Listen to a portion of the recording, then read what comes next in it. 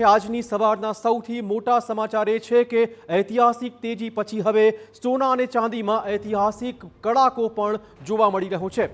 એમસીએક્સમાં સોના ચાંદીના ભાવમાં અત્યાર સુધીનો સૌથી મોટો ઘટાડો નોંધાયો છે। એક જ દિવસમાં ચાંદીમાં ₹1,08,000નો મોટો ઘટાડો। આ ઉપરાંત 1 કિલોગ્રામ ચાંદીનો ભાવ ઘટીને ₹2,91,000 પહોંચ્યો છે। સોનાની વાત કરીએ જ્યાં પણ 10 ગ્રામના ભાવમાં ₹20,000નો મોટો કડાકો બોલી ગયો છે। 10 ગ્રામ સોનાનો ભાવ $1,49,000 પર પહોંચ્યો છે। આંતરરાષ્ટ્રીય માર્કેટમાં ભાવ $84 પર પહોંચ્યો છે। ગઈકાલે જ આંતરરાષ્ટ્રીય માર્કેટમાં ભાવ $116 થયો હતો। ઉલ્લેખનીય છે કે ગઈકાલે સોના ચાંદીના ભાવ રેકોર્ડ બ્રેક સપાટીએ પહોંચ્યા હતા।